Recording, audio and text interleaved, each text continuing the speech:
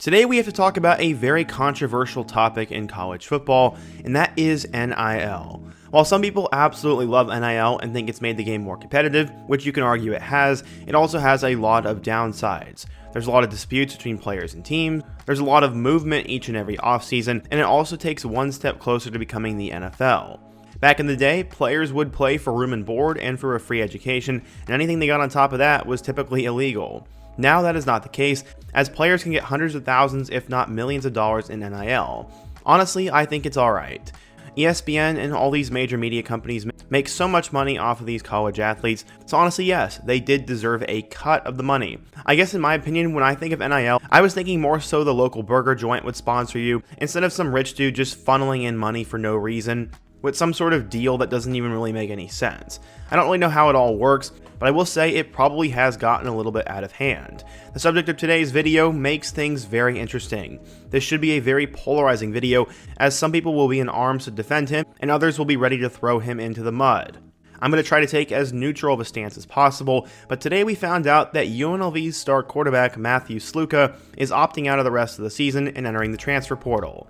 He claims he did not get the money he was promised in NIL by UNLV, and to me it sounds a little bit fishy to be honest, but we're going to go through all the details of the story, we're going to talk about Matthew Sluka, and why this could be on the rise in college football as a whole. But before we get started, if you're a big fan of college football, be sure to subscribe to the channel, leave a like if you want to support today's video, and let me know what player, team, topic, or situation I can cover next. Now let's get started and talk about Matthew Sluka. Matthew Sluka was an intriguing player in the 2024 transfer portal, as he ended up growing up in Locust Valley, New York, and went to Kellenberg Memorial High School. While he was there, he was a tremendous player, as he led his team to a perfect 8-0 record in 2019, and had over 101 touchdowns during his prep career. Unfortunately, he was not able to get a ton of FBS attention, and ultimately had to settle on going to Holy Cross. Holy Cross is by no means a power, but it's still respectable to be playing at the FCS level. As a freshman in 2020, he was actually a finalist for the Jerry Rice Award, and had a couple of brilliant moments. As a sophomore in 2021, he ended up running for 800 yards and 14 touchdowns, and also threw for 1,500 yards and 11 scores. By the time he was a junior in 2022, he was now a finalist for the Walter Payton Award, and ended up having a huge season in which he ran for over 1,000 yards and passed for nearly 2,500 yards and 26 touchdowns. He had the most rushing yards by any FCS quarterback, and by the time he was a senior at Holy Cross, he was given a ridiculous amount of hype. He ended up becoming a first-team All-American according to some sites, and ended up running for 1,200 yards once again, and threw for 1,700 yards and 20 touchdowns. During his time at Holy Cross, he won a ton of awards, as he was an All-American a couple of times, and went down as one of the best, if not the best quarterbacks in Holy Cross history. He ranks 2nd in career rushing yards, 2nd in career rushing touchdowns, 5th in career passing yards, and 5th in career passing touchdowns. Matthew Sluka was a bona fide star, and he's going to get an opportunity to transfer up one more time, and he's going to get an opportunity to enter the transfer portal, and maybe get an opportunity to play at the FBS level like he likely dreamed of. But where would Sluka end up going? Well, UNLV had just had a breakout season under first-year head coach Barry Odom, who had just made Jaden Mayava into one of the better quarterbacks in the Group of 5 level, and he eventually transferred over to USC. UNLV had a breakout season in which they became one of the top Group of 5 programs in the country, and they now needed a new quarterback. On January 16th of 2024, Sluka would announce that he was going to commit to UNLV, and this was a huge deal. The once unranked prospect who starred at Holy Cross was now likely going to be the guy for a UNLV team that would have the opportunity to be near the top of the Group of 5. Ultimately, he'd be bringing his 5,916 yards across the country from Holy Cross to Las Vegas, Nevada. At 6'3" and 216 pounds, he had pretty much all the physical measurables you need to be a good college football quarterback, especially at the highest level. So how would Sluka do in 2024? Well, so far he's gotten off to a great start. I mean, a kind of good start. UNLV is currently 3-0 as they went on the road and beat Houston in a decisive victory in Week 1, and then they ended up beating a terrible team in Week 2, before they ended up beating Kansas in Week 3. They went on the road and upset the Jayhawks in Kansas City, and the Rebels now have 2 wins over Power 4 teams, and Sluka has been the quarterback doing the damage. But honestly, he's not really been that great statistically. Currently, he ranks 140th in the nation in passing yards. He has 318 yards. In terms of passing touchdowns, he has 6. He's tied with 20 different players who all have 6 scores as well, and no offense, but he's very much below average here. He's not a top 60 quarterback in touchdowns, and he's not even in the top 100 in passing yards. The only argument you can make is that he has played one less game than other players, but still, it's not like this guy has been a Hall of Famer by any means. To go along with his passing yards though, he does have at least 250 yards and a touchdown on the ground. Most impressively though about Sluka is that he's led UNLV, a Group of 5 team, to potentially being in the driver's seat to make the college football playoff. All was going well for him. After 4 years at the FCS level at Holy Cross, Sluka was transferring up to a team, was making them relevant, and might get an opportunity to play in the college football playoff. He probably won't make the NFL, but he's still having a great season. Except, then this happened. Last night, Sluka took to Twitter saying, quote, "I decided to utilize my redshirt year, and I will not be playing in any additional games this season. I committed to UNLV based on certain representations that were made to me, which were not upheld after I enrolled.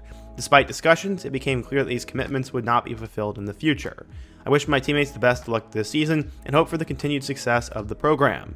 Wow, there's a lot to unpack here. Currently, UNLV is 3-0, and they have an opportunity to make the college football playoff. Their starting quarterback in the month of September has decided to quit. There's no other way of saying it. You can say he entered the transfer portal, you can say he took time away, but honestly, the word is quit. He will no longer be suiting up for UNLV, he will not be their starting quarterback, and he will not be enrolled in school. Matthew Sluka is no longer a run-in rebel. He quit on the team.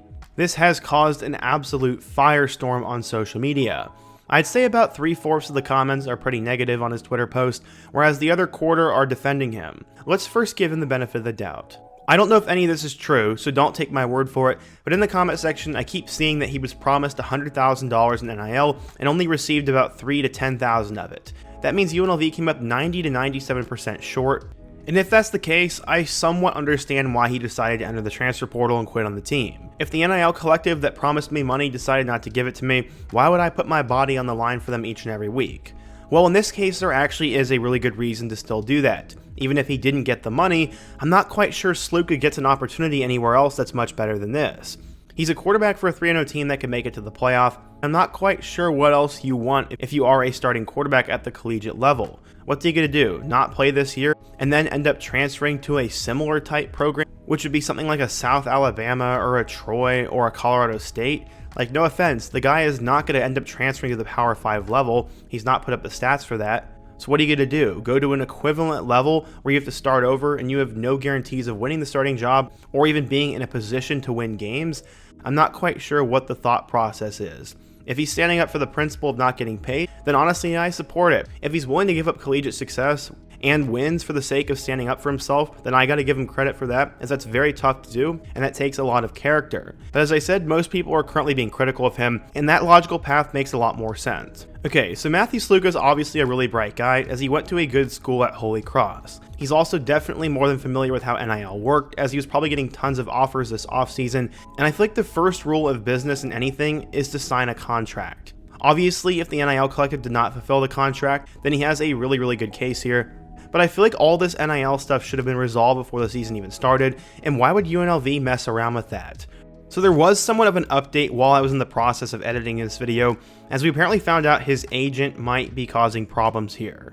He apparently never got any signed documentation for his client, he didn't reach out to the collective until late August, and he also wasn't even a registered agent in the state that the client he represents plays in, which is obviously Nevada. It seems like he was potentially given a verbal agreement on a certain amount of NIL money, but it was never documented and wrote down, which could definitely be a problem here. If this is in fact true, which it may not be, he may have picked the wrong guy to represent him, and now that he's actually seeing success and notoriety, all these problems and conflicts are coming up to the surface. Ross Dellinger on Twitter said, quote, Matthew Sluka's agent, Marcus Cromartie, confirms to Yahoo Sports that, quote, nothing was signed, but that coaches promised $100,000 to Sluka during his recruitment. His active recruiter was offensive coordinator Brendan Marion, and Cromartie said, quote, the collective may not have agreed to $100,000, but coaches did. That makes the situation even more ridiculous, as in that case, coaches aren't even allowed to promise money, and that would be an NCAA NIL violation. UNLV also released a statement on the matter, saying, quote, football player Matthew Sluka's representative made financial demands upon the university and its NIL collective in order to continue playing. UNLV Athletics interpreted these demands as a violation of NCAA pay-for-play rules, as well as Nevada state law. UNLV does not engage in such activity, nor does it respond to implied threats. UNLV has honored all previously agreed upon scholarships for Matthew Sluka.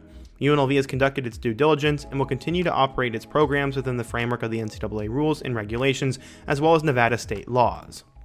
Okay, this is all getting really interesting at this point. Their boosters have plenty of money, and securing a big-time quarterback was probably number one on the list. If anyone was going to get paid, it was going to be the starting quarterback. Here's where it gets really fishy. Currently, UNLV has played in 3 games so far. He can only play in 1 more game before he loses his redshirt status. Since Sluke has already been in college football forever, this is his last year of eligibility. If he decides to take that redshirt, he can transfer 1 more season.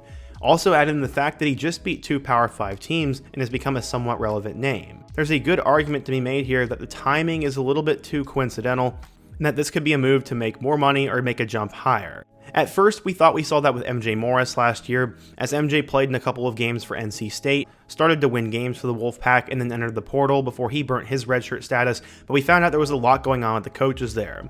Still though, MJ Morris probably would have been better off staying there and competing, because ultimately he's sitting on the bench at Maryland behind Billy Edwards Jr. right now. My fear with Matthew Sluka is that he's getting bad advice. He thinks he's going to transfer to some sort of Power 5 level school, put up big numbers, and go off to the NFL or something. I just don't see that happening. Sluka at best is a Mountain West or an American Athletic Conference type player. And why would you risk this?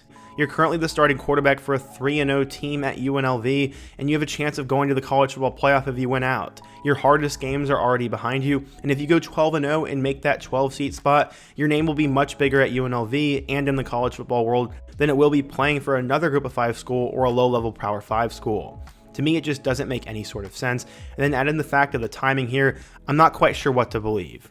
Maybe he didn't get paid, but it doesn't make any sense why UNLV wouldn't pay him if he was the marquee guy at the transfer portal haul. And 2, it comes right before that redshirt deadline. To me, it just seems very fishy. And honestly, I'm trying to stay as neutral as possible in the video, but my personal opinion on the matter, without getting too critical, is that I think this will just end up being a mistake for him. He's going to have way more of an opportunity to become a big name and potentially go off to the NFL right now at UNLV than he will anywhere else, so I don't understand this mess. Also, yeah, maybe he didn't get the money, but I feel like that NIL collective could have made something happen very quick here, even if they didn't. And then 2, what is the upside here?